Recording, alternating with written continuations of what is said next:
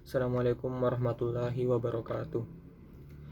Innal hamdalillah nahmaduhu wa nasta'inuhu wa nastaghfiruhu wa nahu subihi min syururi anfusina man yahdillaha fala muhdillahu wa man yudlil fala hadiyallahu wa ashhadu anna ilaha illallah wa anna muhammadan abduhu wa rasuluhu.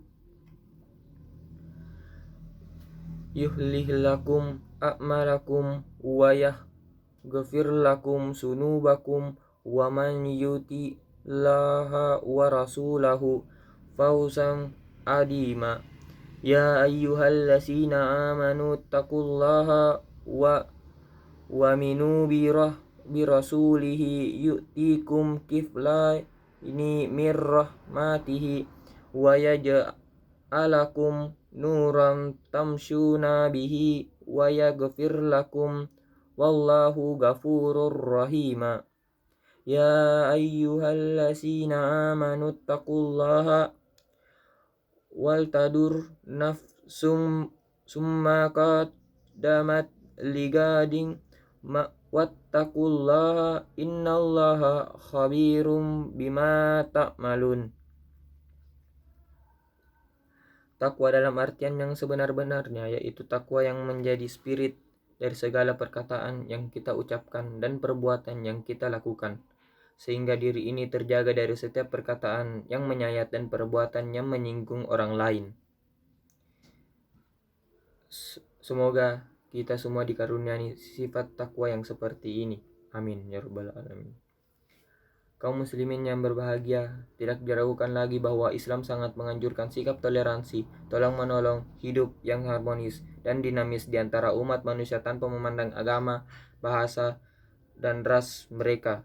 Ayat Quran surah Al-Mumtahanah ayat 8-9 menjadi bukti nyata akan hal itu.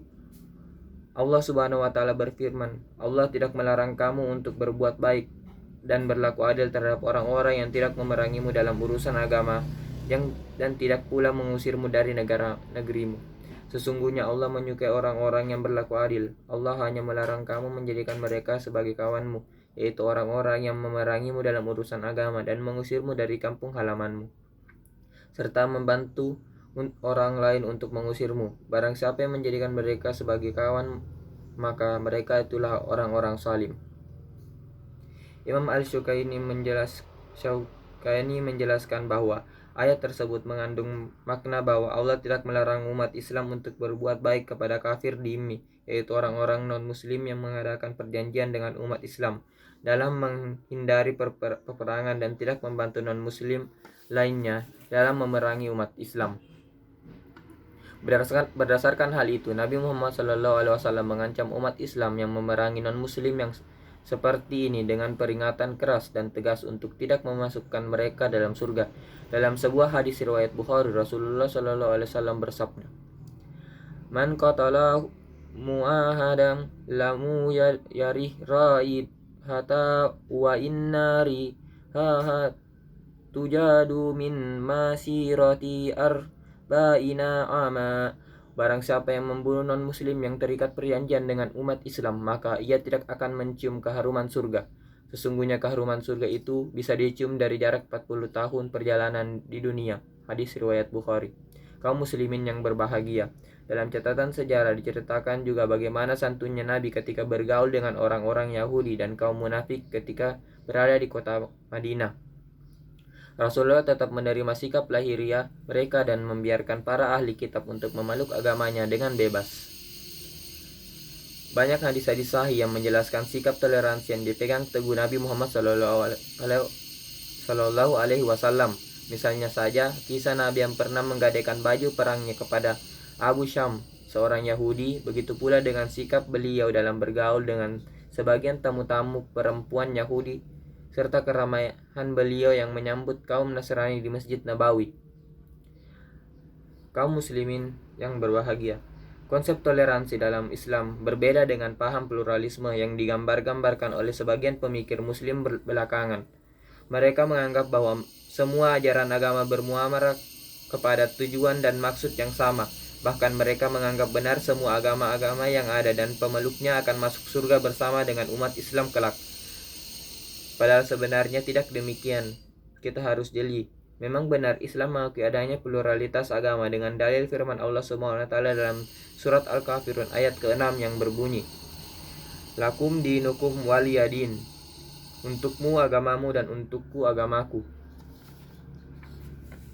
Ayat ini diturunkan ketika sekelompok kafir Quraisy datang menghadapi Nabi Shallallahu Alaihi Wasallam, lalu mengajak Nabi untuk menyembah Tuhan mereka selama 1 tahun, dan mereka pun akan menyembah sesembahan Nabi yaitu Allah Subhanahu Wa Taala juga dalam waktu 1 tahun. Lalu Allah menurunkan ayat ini sebagai penegasan bahwa Islam tidak mengakui kebenaran ajaran agama-agama selain ajaran Islam sendiri, walaupun Islam mengakui keberadaan agama-agama tersebut.